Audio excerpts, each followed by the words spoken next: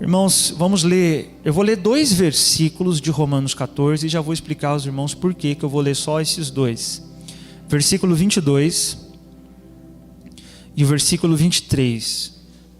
A conclusão do tema que Paulo vai abordar aqui no capítulo. Então quero me atentar com os irmãos nessa conclusão que ele traz aqui no versículo 22 de Romanos 14 e versículo 23. Diz assim, 22, assim seja, qual for a sua doutrina a respeito destes assuntos, guarda com convicção entre ti mesmo e Deus.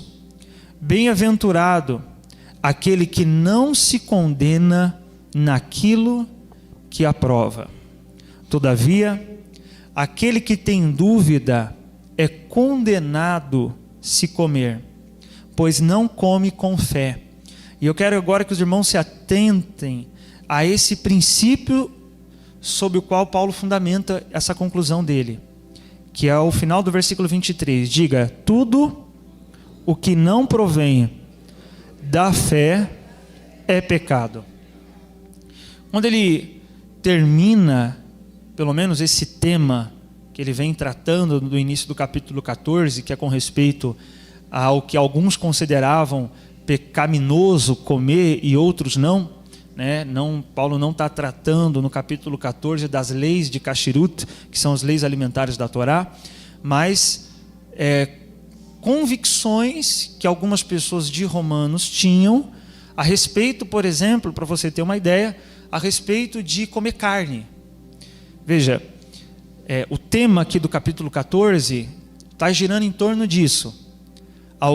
Para alguns era pecado comer carne e, portanto, só era permitido comer legumes. Veja, nisso já fica claro que Paulo não está se referindo, o problema que ele vai tratar aqui não se refere às leis de Kashrut, às leis alimentares da Torá, porque a Torá ela não proíbe o consumo da carne. Ela considera, sim, algumas carnes impróprias para o consumo, mas não proíbe o consumo da carne. O que Paulo trata aqui no capítulo 14 de Romanos é que algumas pessoas chegaram ao ponto de abolir o consumo de carne, seja ela qual for, a ponto de considerar o consumo da carne como algo pecaminoso. E por isso eles comiam apenas vegetais.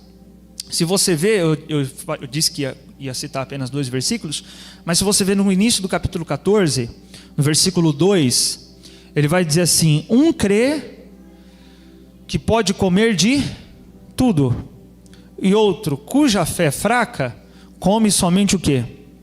Vegetais. Então, veja, aqui então, ele está se referindo ao que algumas pessoas tinham como convicção pessoal, não como aquilo que a Torá permite ou proíbe, mas uma convicção pessoal. E ele vai dizer que as pessoas que eram de fé fraca, aquelas que apenas comiam vegetais. Hoje eu acredito que forte é aquele que só come vegetais, né? E fraco é aquele que come de tudo. Porque quantas vezes você, por exemplo, tenta regrar a sua alimentação e por uma fraqueza acaba comendo de tudo, né? Então, é claro que eu estou falando disso, mas ele está falando de uma fraqueza na fé, não da dieta em si, que muitas vezes somos fracos realmente em não conseguir seguir. Então ele não está falando aqui das leis de Kashrut, mas daquilo que alguns consideravam como pecaminoso.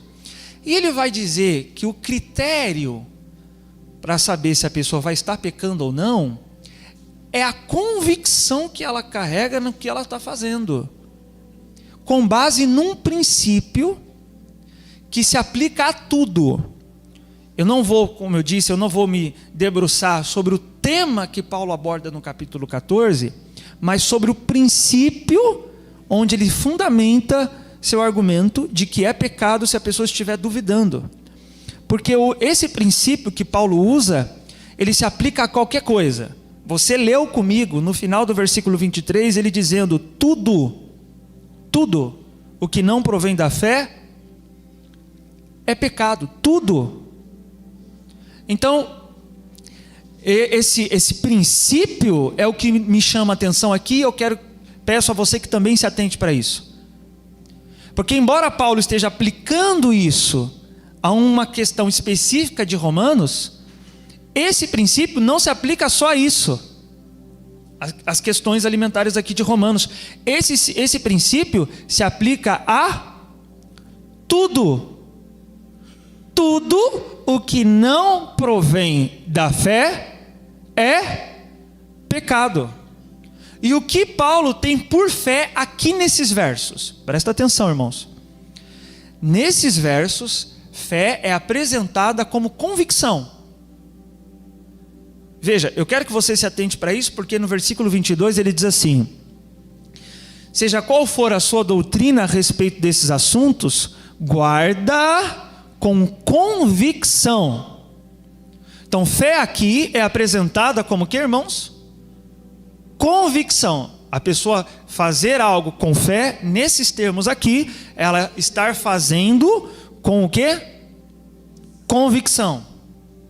O que seria então fazer algo sem fé, aqui, de acordo com esses textos? É duvidando, sem convicção. Vamos ler de novo o 23, ó. Veja que agora a fé aqui, ela é contrastada com a dúvida. Então, ó, todavia, aquele que tem dúvida é condenado se comer, pois não come com fé. Veja, então aqui fé está sendo apresentada assim como convicção, e que a ausência dessa fé então se manifesta quando a pessoa está com dúvida. Presta atenção, irmãos. Pastor, mas isso não é óbvio? Fé não é convicção? Também é convicção, mas não só isso. A origem da palavra fé que aparece nos textos das escrituras do Antigo Testamento em hebraico é emuná. E a palavra emuná, de onde se deriva a fé, significa firmeza, fidelidade, estabilidade. Então, à luz das escrituras, uma pessoa de fé não é só uma pessoa que está convicta em alguma coisa, mas é uma pessoa fiel a isso. Amém, irmãos? Então veja, a pessoa que tem fé em Deus não é somente aquela que acredita em Deus. Então, ter fé em Deus também é a pessoa que é fiel a Deus. Entendeu? Veja que Tiago vai dizer isso. Se o nível da minha fé está apenas no acreditar,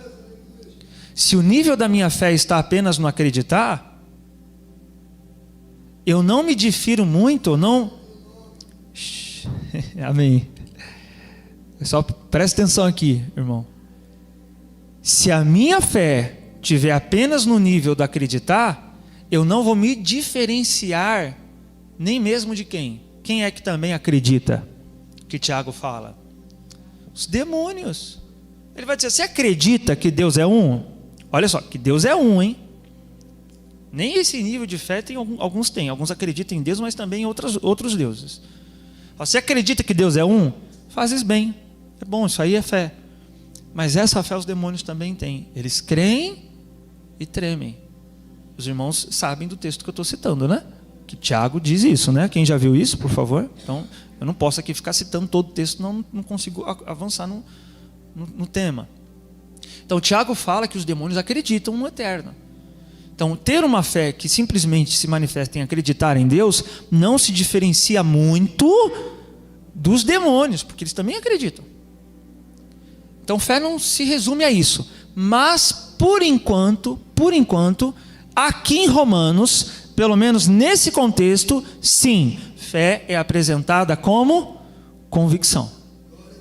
Seja em relação a qualquer coisa. Veja, essa convicção da qual Paulo fala que nós devemos ter, aqui ele não está falando com relação a Deus. Ele está falando da convicção que temos que ter em tudo o que fazemos. Amém, meus irmãos? Por exemplo, aqui no 22 ele diz, seja qual for a sua doutrina, guarda ela com o quê? Convicção. Ou seja, não fica na dúvida. Se você está na dúvida com relação a alguma doutrina, então reformule uma doutrina na qual você esteja convicto. Só não fica em cima do muro. Seja alguém convicto. Ah, mas eu não posso duvidar para saber se está errado. Pode, mas duvide para chegar numa conclusão. Está errado? Está errado. Então o que é certo? Isso aqui? Pronto, vou guardar isso aqui com convicção. Não vou ficar em cima do muro. Porque tem gente que nunca sabe o que tem que fazer, como fazer, para onde vai, para onde tem que ir. Está sempre na dúvida. Então você tem que ter convicção. Então aqui fé é apresentada assim, a pessoa convicta no que ela faz. Seja o que for, naquilo que você for realizar, se você fizer com dúvida, veja, vamos aplicar aqui ao que Paulo está aplicando, a doutrina.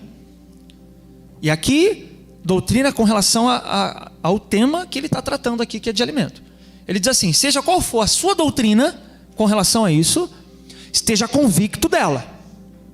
Porque se você duvidar da doutrina que você assumiu, que você aceitou, e você faz, né? Por exemplo, aqui ele diz assim, se a pessoa, por exemplo, acha que é pecado comer carne, eu não estou falando daquilo que a Torá proíbe, eu estou falando de uma convicção pessoal, que a pessoa diz assim, eu não posso comer carne, que nem, por exemplo, o doutor David Stern, no comentário desse texto, ele cita um exemplo de alguém que ele conheceu, e talvez você pode até lembrar de alguém que se pareça assim também, que essa pessoa, quando se converteu, ele gostava muito de rock, e aí para ele, continuar ouvindo rock era pecado.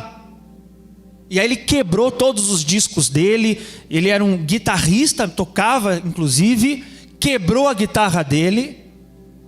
Veja, a Torá não estabelece como pecado ouvir rock ou tocar guitarra, mas para ele fazer isso seria um pecado.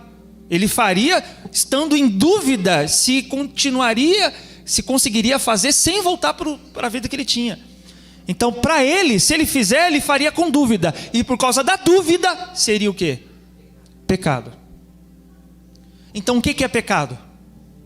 Não é o fazer. Por exemplo, nesse exemplo, o cara voltar a tocar guitarra. O que é pecado? A dúvida. Irmãos, dúvida é pecado. E eu vou me debruçar com os irmãos a respeito disso.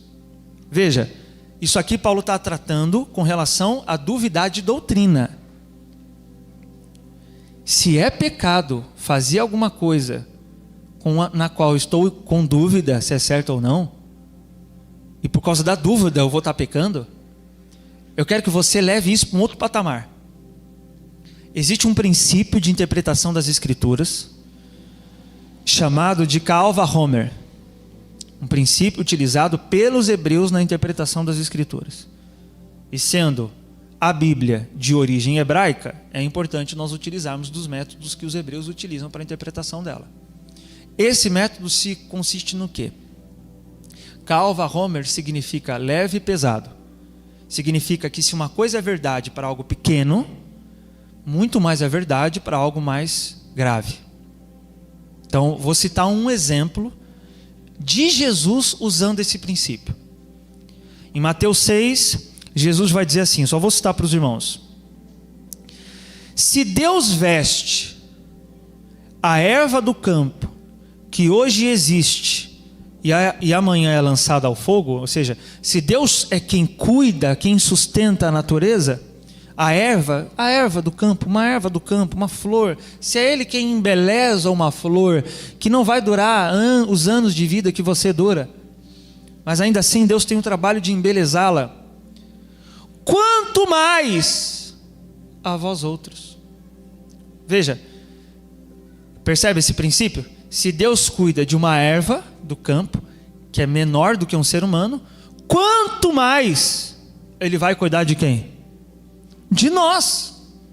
Veja, se algo é verdade para algo pequeno, muito mais para algo maior. Então vamos aplicar esse princípio aqui com relação ao que Paulo está dizendo.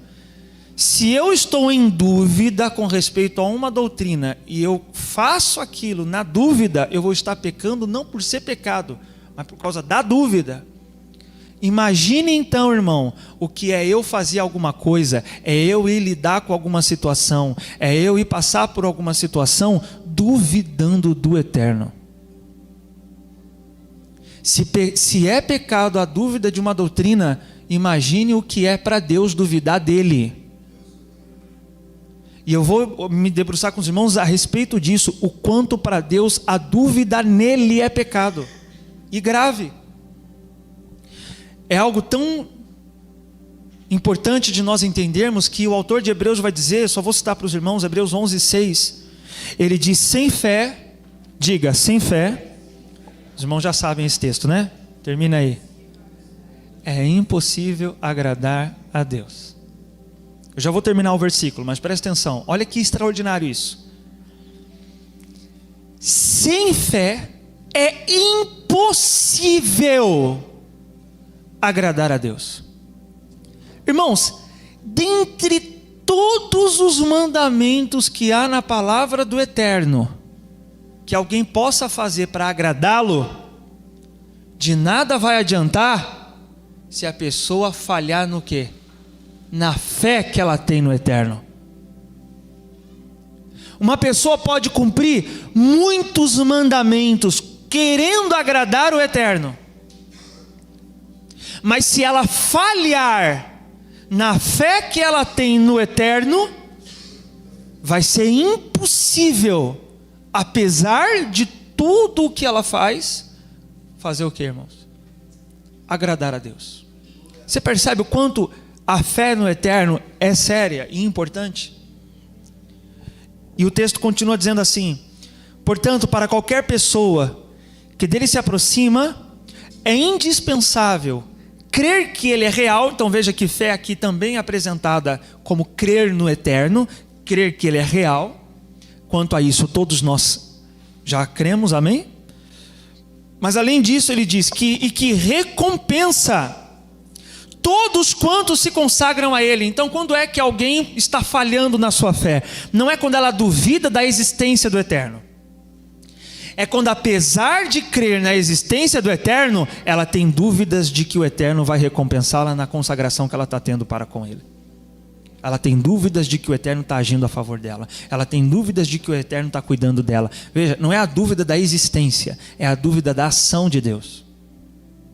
Você não duvida que Deus existe, mas quantas vezes nós duvidamos de que Deus vai agir? Quantas vezes nós vamos lidar com alguma situação em que nós nos permitimos o medo nos dominar, e o medo que nos domina é um sintoma de que está nos faltando confiança de que Deus está agindo e de que a situação que eu não controlo, Ele controla. Eu posso ir lidar com uma situação com alguém que eu posso até temer. Eu vou falar com uma pessoa, eu vou lidar com uma empresa, eu vou lidar com fulano, meu Deus do céu, essa pessoa vai saber que ela não me escuta, vai que ela não me atende, vai que ela não me responde, e aí você começa a ficar com medo, como se a sua vida dependesse daquela pessoa. Nesse momento está faltando o que no Eterno? Fé. De que a sua vida não depende do destino que uma pessoa vai determinar sobre você, mas do destino que Deus escreveu para você. A gente esquece que o Deus a quem servimos é o Deus que levanta reis e destrona reis. É o Deus que conhece as estrelas todas, cada uma pelo seu nome, e todas lhe obedecem. E quando nós compreendemos não só que Deus é real, veja, Hebreus aqui está dizendo que a fé que ele diz que devemos ter aqui, não é só a fé de que Deus é real, mas é a fé de que Deus recompensa. Então eu posso estar falhando, não na minha fé de que Deus é real, mas eu posso estar falhando na fé de que Deus vai recompensar, de que Deus vai fazer, de que Deus vai agir, de que Deus está cuidando, e que se me faltar essa fé, eu posso estar obedecendo os outros preceitos da palavra do Eterno, mas não agradar a Ele por estar duvidando dEle. Veja isso, que interessante.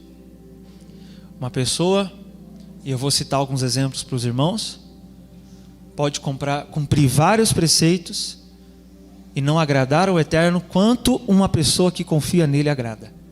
Mesmo sem cumprir, quem sabe, tantos preceitos quanto outros cumprem. Eu vou citar um exemplo para os irmãos.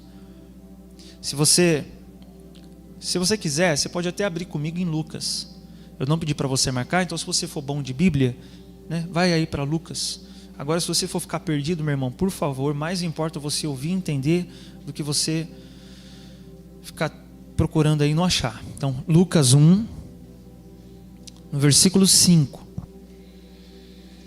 diz assim: na época de Herodes, rei da Judéia, havia um certo sacerdote chamado Zacarias, que fazia parte do grupo sacerdotal de Abias, e Isabel, sua esposa, também era uma das descendentes de Arão. Os dois andavam em justiça aos olhos de Deus e obedeciam de forma o que, meus irmãos? Irrepreensível todos os mandamentos e doutrinas do Senhor. Veja, alguém de um exemplo extraordinário. Essa afirmação dificilmente é encontrada a respeito de algumas pessoas nas Escrituras. Poucos foram chamados como alguém que andava em justiça aos olhos de Deus e obedecia de forma irrepreensível aos mandamentos. A poucos isso foi atribuído. E apesar da obediência aos mandamentos do Eterno, apesar do zelo que Zacarias e sua esposa tinham com relação aos mandamentos da Torá, ele vai falhar naquilo que para o Eterno é mais grave do que se ele falhasse nos outros mandamentos. Os irmãos então já podem supor que ele vai falhar onde? Na sua fé. Vamos no versículo 18. Ele vai receber a visão de que a sua esposa daria um filho e olha a resposta dele. Então Zacarias indagou do anjo: como poderei certificar-me disso? Pois já sou idoso e minha esposa igualmente de idade avançada. Ao que o anjo lhe replicou: sou Gabriel, aquele que está permanentemente na presença de Deus, e fui encarregado de vir para falar e transmitir-te estas boas notícias. Presta atenção aqui, irmãos. Ele diz o seguinte, é como se ele estivesse dizendo o seguinte: eu estou permanentemente diante de Deus. Então ele teve que sair da onde para ir até Zacarias? Ele teve que sair de diante do Eterno. É como se ele dissesse assim: você me fez sair diante do Eterno para vir aqui entregar isso para você, para agora você disser como que isso vai acontecer? Você acha que eu saí de lá para quê? É quase isso. Veja, Zacarias está vendo Gabriel. O anjo aparece para ele. E a dúvida, irmão, ela é mais grave de acordo com o nível de experiência que a pessoa teve com Deus. Amém? Presta atenção nisso. Alguém que não teve experiência com Deus, duvidar dele é grave. Mas alguém que teve experiências e duvidar é mais grave ainda. Então, quando você, por exemplo, no presente se esquece de coisas que Deus fez lá atrás, duvidando dele, é grave. Você já teve experiência com Deus. Você sabe o que Deus já fez na tua vida. Então, Zacarias recebe a visão de Gabriel e duvida da palavra dele. No versículo 20 diz: porém, eis que permanecerás em silêncio, pois não conseguirás falar até o dia em que venha a ocorrer tudo quanto te revelei, porquanto não acreditaste nas minhas palavras. Não o que, irmãos? Acreditastes, as quais no seu devido tempo se cumprirão. Apesar de não acreditar, ia se cumprir. Era a missão do Eterno para trazer o Messias. Mas aqui, apesar de Zacarias ser irrepreensível em todos os mandamentos da Torá, ele foi repreendido aonde? Na sua fé. Então veja o quanto que para Deus é impossível agradá-lo se nós cumprirmos os outros preceitos e na hora em que estivermos diante de uma adversidade, duvidarmos dele. É grave, irmão. Outros exemplos que eu quero citar para os irmãos é com relação ao ministério de Yeshua. A maioria das vezes que Jesus repreende seus discípulos, apesar dos erros que eles cometeram, a maioria das repreensões que Jesus faz não foi por adultério, não foi por mentira, não foi por negação, foi por duvidar. Por diversas vezes ele repreende os discípulos dizendo: por que duvidastes? Por que duvidastes? Por que duvidastes? Por que duvidastes? Chega uma hora em que Yeshua ele se revolta e diz: que geração incrédula. Veja que para Yeshua era mais grave duvidarem dele do que os outros erros que haviam sido cometidos. Não que não sejam problemas também. A gente inclusive, apesar de Pedro ter tido uma atitude de fé de descer do barco e conseguir andar sobre as águas, houve mérito por isso. Poxa, ele conseguiu algo que todo mundo estava com medo, ele foi. Mas apesar disso, irmãos, pensa o seguinte: todos os discípulos estavam duvidando de Yeshua, dizendo que ele era um fantasma. Estava todo mundo com medo, angustiado, ansioso. O vento estava fazendo as ondas serem altas. Pedro desce do barco, irmão, e pedindo a Yeshua, né, se é o Senhor mesmo, manda eu ir. E Yeshua fala: vem. Pedro desce, meu irmão. Imagina o que é para Yeshua ver alguém assim. Poxa, ele confiou em mim a ponto de descer do barco no meio dessas ondas. Veja o quanto isso é agradável a Deus. Apesar disso, quando Pedro duvida e naufraga, Jesus o segura em suas mãos e não o elogia, o repreende. Por que duvidastes, homem de pequena fé? Irmãos, nem um elogio. Ô Pedro, parabéns, você conseguiu andar um pouco. Não, Jesus repreendeu.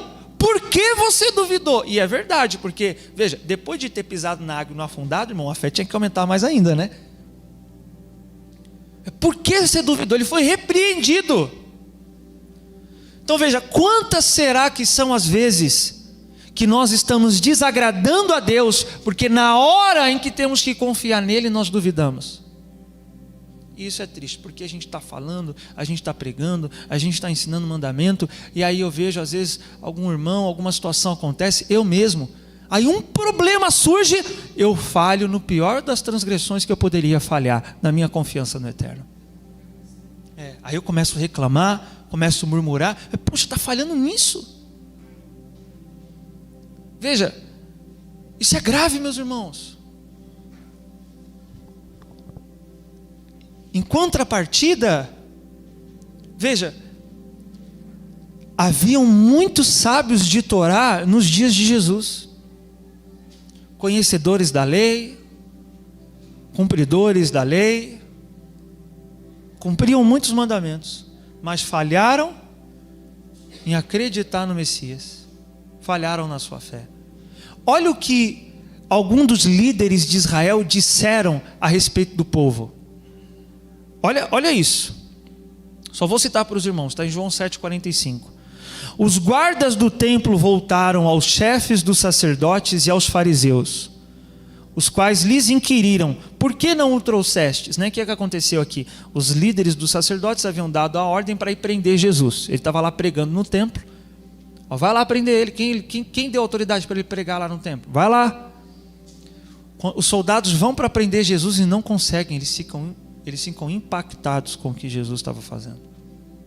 E aí eles vão dizer assim, os guardas explicaram, né? Aí eles voltam sem Jesus e vão ser questionados: por que vocês não trouxeram ele? Os guardas explicaram: nenhum homem jamais falou como este homem. Replicaram-lhes os fariseus, presta atenção no que eles disseram: será possível que vocês também foram iludidos? Porventura acreditou nele alguém das autoridades ou dos fariseus? Interrogação. Eram autoridades de Israel, eram zelosos da Torá, mas falharam no quê? Na fé. Eles disseram: alguém da elite religiosa acreditou?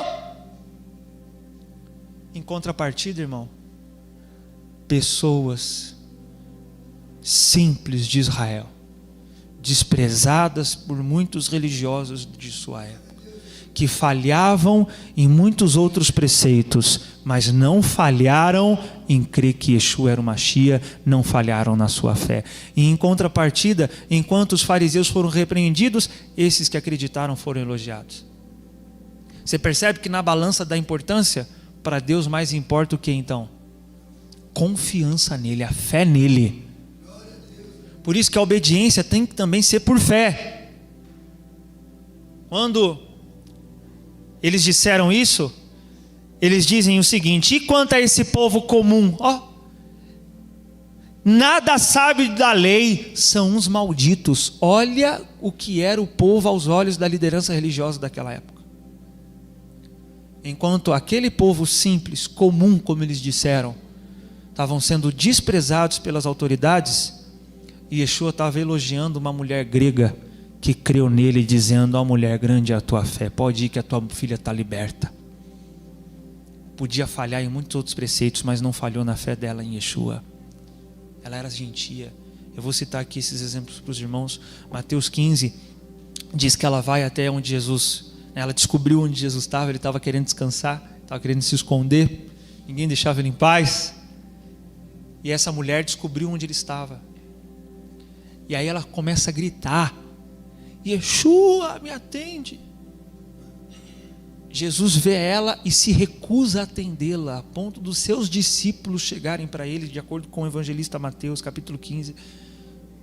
Jesus fala com ela: pelo amor de Deus, a gente não está aguentando mais. E Yeshua vai responder a ela, sabe o quê? Ó mulher, não é justo eu tirar da mesa dos filhos e dar para os cachorrinhos. Marcos diz que ela era gentia. Isso é uma relação dos judeus e os gentios. Eu vim para os judeus primeiro, depois vocês. Minha obra aqui é com o povo de Israel primeiro, as ovelhas perdidas da casa de Israel. Enquanto muitos desanimariam com uma resposta dessa, a resposta dela foi o seguinte: ela porém replicou: sim, Senhor, mas até os cães de estimação comem das migalhas que caem das mesas dos seus donos. Sabe o que ela disse? Não preciso de muito, Jesus. Uma migalha que o Senhor der é suficiente para libertar minha filha de um demônio. Veja, algo que para muitas autoridades foi difícil acreditar, para aquela mulher foi fácil, ela não falhou na fé. Olha a resposta de Yeshua: ó mulher, grande é a tua fé. De igual modo, nós temos o exemplo do centurião. O centurião, quando vai pedir para que Jesus fosse até a sua casa, ele vai responder dizendo o seguinte: em Lucas 7, ele vai dizer para Jesus: não se incomodes, porque sei que não sou digno de te receber sob o teto da minha casa. Por isso nem considerei merecedor de ir ao seu encontro, mas ordena com uma só palavra, e o meu servo será curado. Veja, quando ele diz eu não sou digno, ele reconheceu que provavelmente transgredia muitos preceitos, mas não falhou de igual modo no que, irmãos? Na fé dele. Quando ele responde, manda uma palavra, e Yeshua diz: muito se admirou dele. Voltando-se para a multidão que o acompanhava, disse: nem mesmo em Israel encontrei uma fé como essa. Veja, por que nem mesmo em Israel? Porque o Eterno espera que você tenha fé nele na medida do que você tem experimentado dele. Ele espera que a sua fé nele aumente, não diminua. Mas o que estava acontecendo é que as pessoas estavam falhando na sua fé. E aí nós vamos observar que essas pessoas, apesar de falharem em muitos preceitos, não falharam na sua fé. Eu não estou dizendo, irmão, que não tem importância cumprir os preceitos da palavra de Deus, mas eu estou dizendo que você pode cumprir todos os preceitos da palavra de Deus, mas se você falhar diante de uma adversidade na sua confiança no Eterno, você vai estar desagradando o Eterno apesar de tudo que você tem feito. Veja o quanto desconfiar de Deus é grave.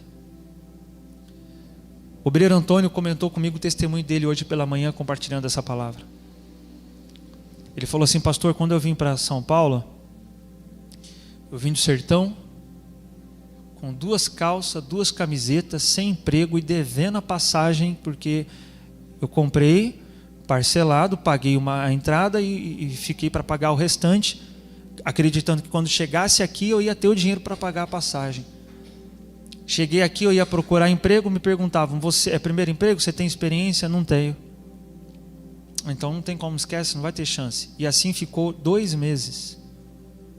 Ele ficou 2 meses devendo a passagem, juros correndo, com 2 calças, 2 camisetas, sem dinheiro.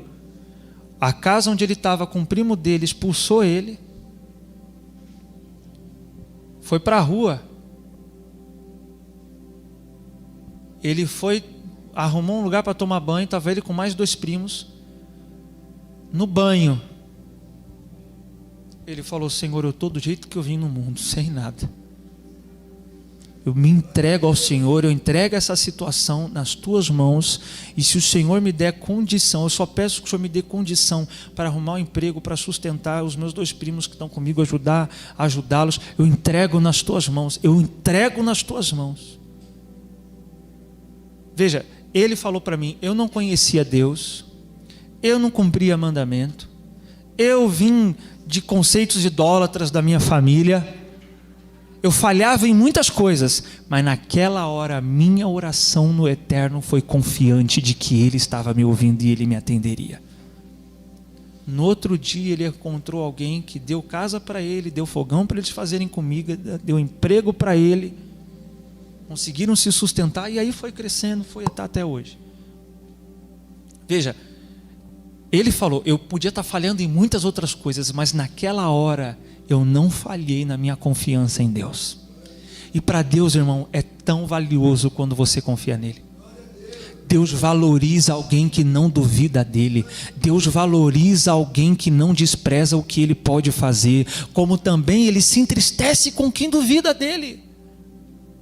Veja o caso de Davi. Eu quero ler com os irmãos 1 Crônicas 21. Não é Coríntios, tá? É Crônicas.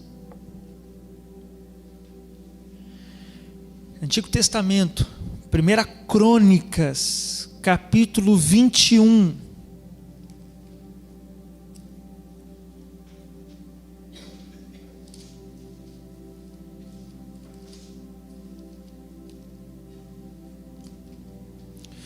Eu preciso que você tenha discernimento para entender isso, a fim de que você não use a sua fé como desculpa para não ter que cumprir nada também, né? Não precisa fazer nada, é só crer em Deus que está tudo certo. Não, tem que obedecer ao eterno, mas por fé. Não é porque, não, Deus vai fazer porque eu estou fazendo. Não, Deus vai fazer porque Ele é Deus, eu confio nele. Quando Yeshua disse aos discípulos: quanto mais Deus fará a vocês, homens de pequena fé, eles estavam duvidando, eles estavam dizendo: o que a gente vai comer, o que a gente vai beber? Aí Yeshua responde: Deus é quem veste os lírios do campo, Deus é quem sustenta as aves dos céus, Ele não vai cuidar de vocês, homens de pequena fé? Repreendeu os discípulos por falta de emuná, por falta de fé. 1 Crônicas 21, primeiro versículo diz assim: então Satã, o inimigo, levantou-se contra Israel e induziu Davi a fazer um recenseamento de todo o povo debaixo do governo do rei. E Davi ordenou a Joabe e aos demais comandantes do exército do rei: ide, contai todo o povo em Israel, desde Berseba até Dan, e trazei-me o número para que eu saiba quantos são ao todo. Então Joabe acrescentou: que o Senhor multiplique o seu povo 100 vezes mais. Ó rei meu senhor, por acaso não são todos servos de meu senhor? Por que o meu senhor deseja isto? Por que traria o que, irmãos? Culpa sobre Israel. Aí eu te pergunto uma coisa: se nessa atitude Davi traria culpa, é porque essa atitude seria pecado. E onde está o pecado de Davi em contar o número de soldados?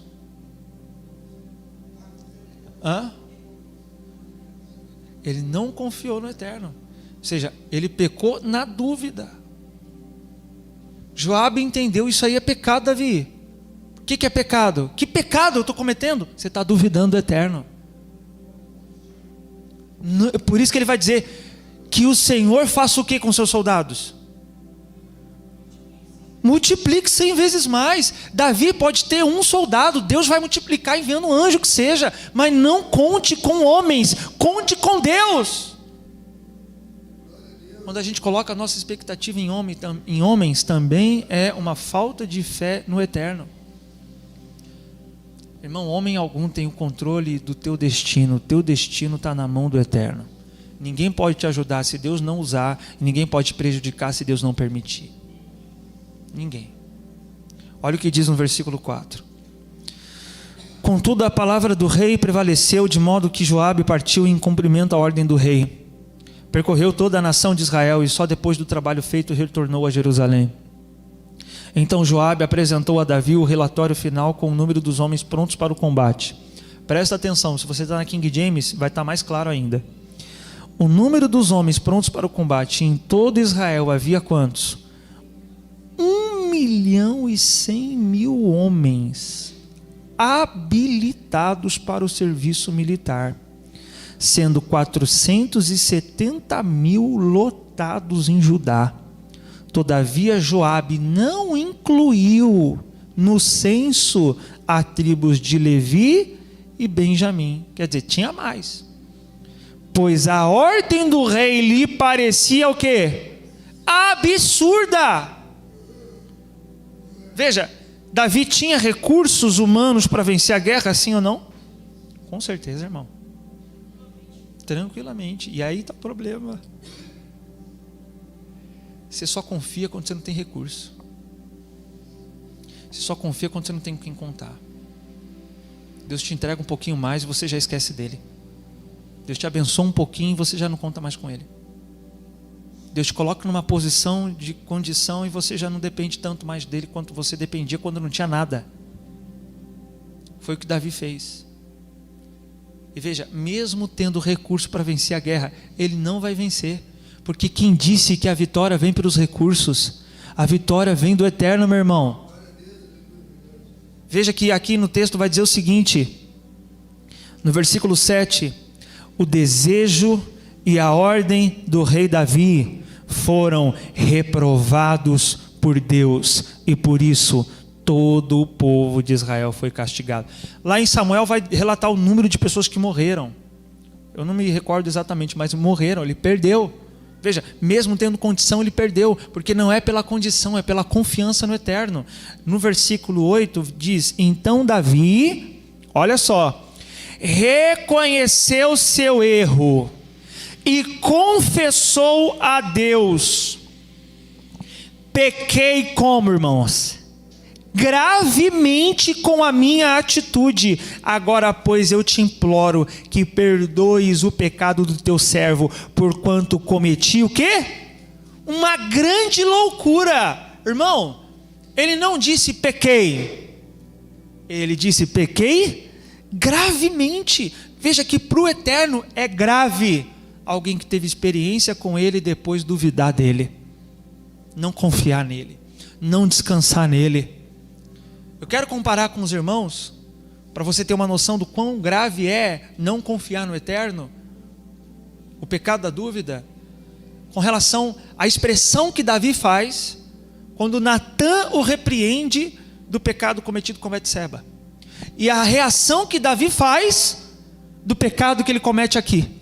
Que qual foi o pecado de Davi aqui, que ele disse, pequei grandemente, gravemente? Qual pecado? O pecado da dúvida. Veja que quando ele peca com Betseba, Natã o repreende em seu pecado, e a confissão de Davi é a seguinte: pequei contra o Senhor. Davi disse isso, pequei contra o Senhor. Mas quando ele duvidou do eterno, ele disse o quê? Pequei gravemente, cometi grande loucura. Irmão, eu não estou dizendo que não há gravidade em transgredir os outros preceitos da Torá, mas eu estou dizendo que para o eterno você pode cumprir todos os preceitos, mas se você falhar na sua fé, grande pecado você estará cometendo. Por isso aqui, nós observamos, se nós colocarmos, a gente pode até acrescentar, não acrescentar, mas apenas colocar como parte da ordem que Yeshua coloca dos mandamentos, na ordem de importância, Jesus diz que o primeiro é qual? Ouve, ó Israel, o Senhor é nosso Deus, o Senhor é um, e amarás o Senhor seu Deus. Gente, vocês têm que ter isso na ponta da língua. Primeiro mandamento na ordem de importância, qual é? Ouve, Israel, o Senhor é nosso Deus, o Senhor é um, amarás o Senhor seu Deus de todo o seu coração, vai, termina aí. Todo o seu coração, sobre todas as coisas. Não, todo o seu coração, toda a sua alma, toda a sua força. Desce, qual é o próximo? Amará o próximo como a ti mesmo, Levítico 19. Vamos agora colocar mais um, não acrescentar, mas apenas ordenar aqui nessa escala. Qual seria o próximo então, na ordem de importância para o Eterno? Confiar nele. Porque eu estou observando com os irmãos o quanto para Deus é valioso alguém que confia nele. E o quão grave seria então duvidá-lo ou duvidar dele. Veja, como Davi teve uma falha na sua fé, e eu já vou daqui a pouco ir para os irmãos para o mandamento em que o Eterno nos ordena confiar nele. Eu vou citar esse mandamento para os irmãos. Mas veja como Davi falhou na sua fé, comparando essa reação que ele teve aqui com a que ele tinha no início da sua jornada. Lá no início da sua jornada, ele foi enfrentar Golias. Ele tinha armadura? Não. Ele tinha espada? Não. Ele tinha alguém contando com ele? Com quem ele podia contar? Não, ninguém acreditava nele. E quando ele não tinha com quem contar, olha a resposta de Davi quando ele vai enfrentar Golias. Não é pela espada nem pela lança que Adonai concede a vitória, porque Adonai é o Senhor das batalhas, e Ele vos entregará em nossas mãos. Veja, lá no início ele entendia, não é a lança que vai me dar vitória, não é a espada que vai me dar vitória, a vitória vem do Eterno, Ele é o Senhor das batalhas. Mas aqui em 1 Crônicas 21 não, ele tem uma falha na sua emuná, e agora ele achava que a vitória viria de quem? Dos seus soldados. Então, várias vezes. Então, veja quão grave é, irmão. Cuidado para você não cometer o pecado da dúvida. Pode falar, amigo. Tem uma explicação. Foi um juízo que Deus ia trazer aqui. Eu não vou trazer essa questão. Mas não muda o fato de ter sido um pecado. E qual foi o pecado? A dúvida. Duvidou do Eterno. Quando nós temos o relato das pessoas que saíram do Egito e conseguiram chegar em Canaã, meu irmão, espiaram a terra, viram, passaram tantas coisas, estava quase chegando. Quando eles iam entrar, eles cometeram uma falha. O pecado que eles cometeram quando ia entrar foi o pecado da dúvida. Eles voltaram dizendo o seguinte: olha, a terra é boa, mas a gente não vai conseguir entrar lá. Caleb disse: Deus é conosco, o Senhor vai nos entregar a cidade em nossas mãos. Veja, Caleb tinha convicção que entraria pela confiança nele no Eterno. Então os outros que não creram nisso falharam na sua fé. E a resposta de Deus para aqueles que pecaram com a dúvida foi a seguinte, só vou citar para os irmãos, Números 14 e 11. O Senhor Deus falou a Moisés: até quando este povo me desprezará? Até quando recusará crer em mim, apesar dos sinais que fiz no meio dele? Irmão, todas as vezes que você faz uma blasfêmia, uma reclamação diante de Deus, a gente pode imaginar Deus tendo essa reação: até quando você vai deixar de crer em mim? Até quando você vai ficar duvidando de que eu estou no governo dessa situação? E não é porque está dando errado que Deus perdeu o controle, meu irmão. Veja, ele diz: até quando recusará crer em mim, apesar dos sinais que fiz no meio dele? Vou feri-lo. Aí olha o juízo de Deus para o pecado da dúvida desse povo. E como eu disse, a dúvida ela é mais grave de acordo com o nível de experiência que a pessoa já teve com Deus. Quanto maior a experiência de alguém com Deus, mais grave é a dúvida que ela passa a ter no Eterno, se ela duvidar. Então a sua fé tem que aumentar com o tempo, não diminuir. Ele vai dizer o seguinte: vou feri-lo com pestilência e o aniquilarei. De ti, Moisés, farei uma grande nação, muito mais poderosa do que este povo. O povo ia acabar ali, irmão. E mais uma vez, né? Veja quão grave é o pecado da dúvida. Mas mais uma vez, Moisés vai interceder. A gente tem uma relação aqui com o pecado do bezerro de ouro. Olha que interessante essa relação. A primeira vez que o Eterno diz que ia aniquilar o povo foi quando eles cometeram o pecado de idolatria, que é grave. A segunda vez que o Eterno diz aniquilar o povo é quando eles duvidam. Então veja que a dúvida é tão grave, ou até mais do que a própria idolatria, que é muito grave. E aí Moisés, mais uma vez, né, porque Deus diz para ele: ó Moisés, de você eu vou fazer um povo mais poderoso. Ao invés de Moisés bater no peito e dizer: é isso aí, Senhor, porque se fosse meu povo não seria assim não, né? A gente às vezes diz isso, né? Se fosse meu filho, nunca faria isso. Não diga isso, meu irmão. Não sabe, né? Se fosse meu filho, Moisés podia dizer isso, mas sabe o que Moisés disse? Ele diz: não, Senhor, foi o Senhor que tirou eles do Egito. Se eles não entrarem em Canaã, os egípcios vão dizer que o Senhor falhou. Como é que vai ficar o seu nome entre as nações? Veja, e aí Deus mais uma vez dá uma chance para o povo. Mas aqui ele pensa em aniquilar o povo por causa do pecado da dúvida. Vai para Deuteronômio 20, meu irmão, já estou caminhando para o final. Aguenta aí, você está aí ainda ou não? Amém. Deuteronômio 20.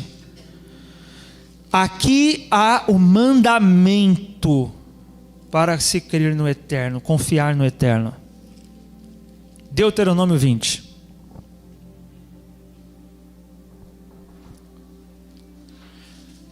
Quando tiveres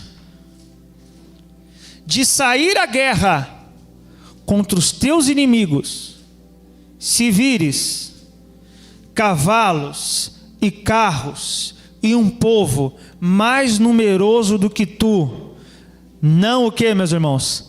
Não te entregues ao medo, pois contigo está Adonai, o seu Deus, que te libertou e fez sair da terra do Egito. Diga glória a Deus. Agora sim, glória a Deus, né? Veja, não te entregues ao medo. Aqui nós temos um mandamento: não se entregue ao medo, porque contigo está o eterno Deus que te fez sair do Egito. Veja, não te entregue. Quer dizer, irmão, que confiar em Deus não significa ausência de medo. Você pegou isso ou não? Presta atenção. Ele não diz que você não vai sentir medo. Ele diz o quê? Não se entregue ao medo. Quer dizer que você tem que confiar no Eterno, mesmo que o medo bata na porta do teu coração e você fique ansioso, se vai ou não, se vou ser prejudicado ou não, mesmo se você fique com medo, mesmo que o medo venha, se você se entregar ao medo, você falhou na sua imuná, na sua fé. Mas apesar do medo, você continuar confessando isso: o eterno Deus é comigo, Deus que tirou uma nação do Egito é comigo, esse Deus é comigo. Eu posso estar indo enfrentar ou lidar com uma situação, como o próprio texto diz, mais numerosa do que eu. Eu posso estar indo enfrentar, como ele diz, quando você sair à guerra, você sai para enfrentar uma situação da qual você está receoso, você está com medo, você não sabe se a pessoa vai te ouvir, você não sabe se a pessoa vai te prejudicar, e você fica com medo. Não te entregue ao medo, porque com você está alguém que é maior do que essa situação com a qual você está indo lidar. É maior, irmão. Contigo está o eterno Deus que te fez sair da terra do Egito. Portanto, se entregar ao medo é duvidar de que Ele estará conosco. Mas mesmo estando conosco, não significa que não sentiremos medo. Mas a confiança do Eterno nos ajudará a não nos entregar ao medo. Quando é que alguém entrega ao medo? Quando ela deixa de fazer algo por causa do medo. Ela se entregou. Vai com medo mesmo, irmão. Não se entrega não. O eterno Deus é contigo. Veja aqui no versículo 2: quando estiveres para iniciar a batalha, o sacerdote se aproximará para falar ao povo e proclamará: ouve, ó Israel, estais hoje prestes a guerrear contra os vossos inimigos. Vem os mandamentos, ó o mandamento: não vos acovardeis, nem vos deixeis intimidar, não vos aterrorizeis, tampouco tenhais medo por causa deles, pois o Senhor, o vosso Deus, vos acompanhará e lutará por vós contra todos os vossos inimigos, a fim de vos dar a vitória. Diga amém, meu irmão. Ele lutará contigo. Veja, é interessante, né?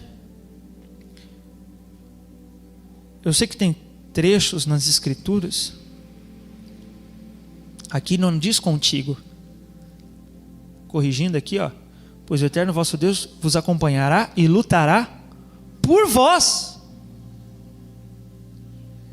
Isso é o eterno tomando a frente, trabalhando por você. Por isso o Salmo diz: bem-aventurados o homem, né? Porque Deus trabalha para os que nele confiam. Deus trabalha a favor dos que nele confiam. O que o Eterno quer de você, a fim de que ele trabalhe por você e a sua confiança nele não falhe na sua emuná. Eu quero citar um comentário rabínico sobre esse texto. Rabino Hirsch, ele diz: quando os líderes de Israel sentissem a necessidade de iniciar uma guerra, eles deveriam considerar como passo mais importante dessa decisão não o tamanho numérico do seu exército, mas o apoio de Deus.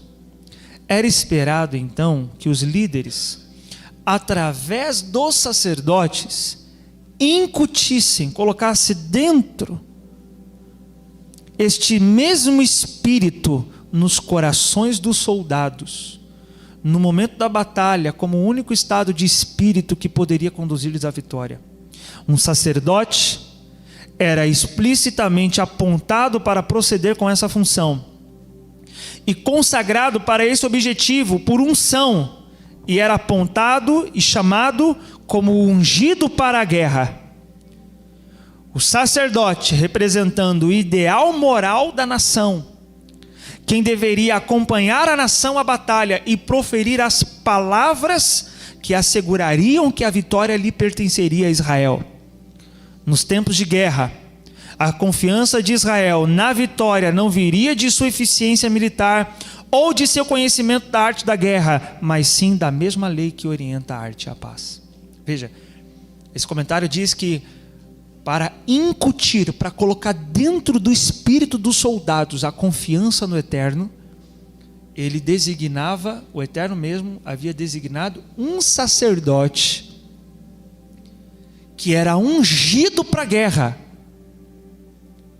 Ele era ungido para, na hora da batalha, se colocar diante dos soldados e falar com os guerreiros. E qual era a primeira coisa que ele dizia aos soldados? Vamos ler de novo o versículo 3. E proclamará o quê? Ouve, ó Israel.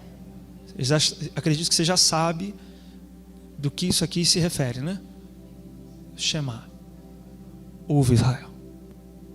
O Shema é uma ordem de Deus a também confiarmos nele. E as palavras do Shema nos levam a confiar nele. Porque o Shema diz: ouve, Israel, o Senhor é nosso Deus. E o Senhor é único.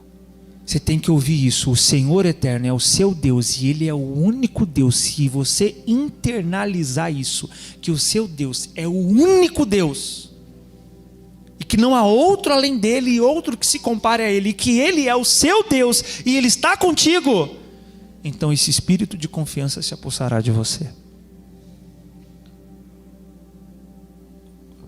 O Tratado de Sotá, que é um comentário também rabínico, diz que esse sacerdote ungido para a guerra deveria proferir exatamente as palavras do texto bíblico na sua forma original.